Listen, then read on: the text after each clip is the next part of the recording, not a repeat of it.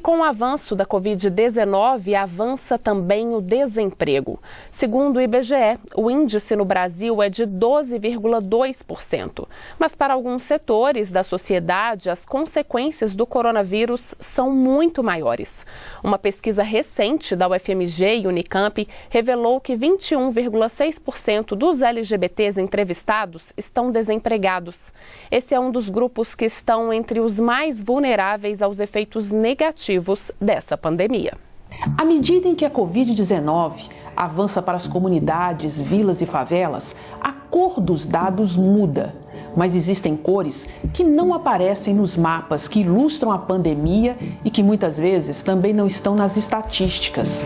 São as cores das parcelas da população mais vulneráveis.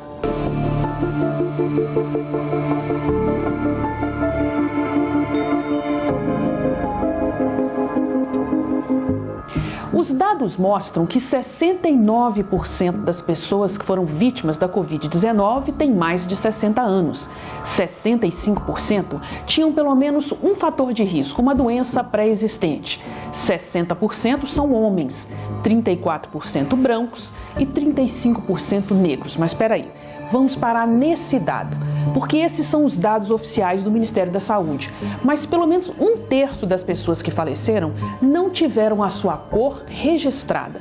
A população negra teve que ir à justiça para ter o direito de contar os seus mortos nos dados oficiais.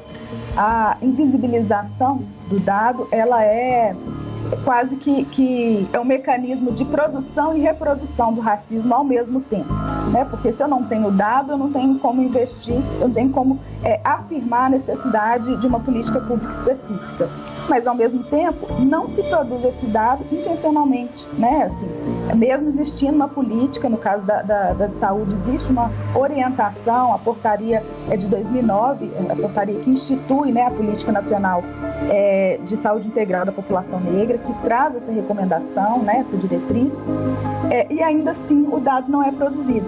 As condições de vida e de trabalho precários, que incluem empregos informais e falta de acesso à saúde básica, fizeram dos latinos um alvo da Covid-19 nos Estados Unidos. Essas populações, né, as populações imigrantes, de uma maneira geral, grande parte delas são imigrantes que estão em situação de irregularidade migratória, que é o quê? É o imigrante indocumentado, né? São as pessoas que vieram pela fronteira ou que vieram com visto e ficaram além do período do visto. Ou seja, essas pessoas, elas são removidas de qualquer iniciativa do governo. A sociedade americana, o americano médio, a situação do imigrante indocumentado para muito americano médio é como se fosse a fome na África para a gente que está no Brasil. Você entendeu?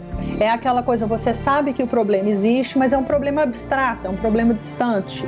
Você não tem tanta convivência, né? Você não sabe ali os detalhes, os pormenores daquilo. Tem muito americano médio, por exemplo, que não sabe que um imigrante não consegue pagar o aluguel de um apartamento. Então ele tem que dividir aquele apartamento com outras 5 pessoas, sabe? Coisas assim. 10 mil LGBTs entrevistados por pesquisadores da Unicamp e da UFMG temem sofrer algum problema de saúde mental durante a pandemia.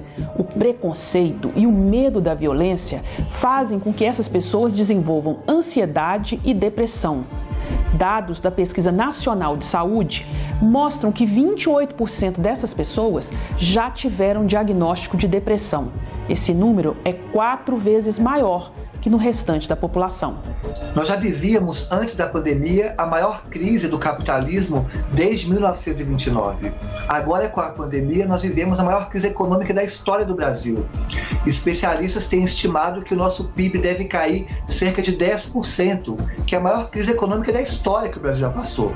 Com isso, quem mais sofre esses impactos econômicos e sociais é a população que está em mais vulnerabilidade, especificamente as mulheres travestis e transexuais. É importante lembrar que antes da pandemia, 90% das travestis estavam na prostituição, 41% com HIV, 91% não concluiu o 2º grau, expectativa de vida não superava 35 anos, isso antes da pandemia. Após a pandemia, com esse cenário caótico de crise econômica, nós enfrentaremos o pior cenário. E é importante situar aqui nesse contexto também, que é o conceito de necropolítica.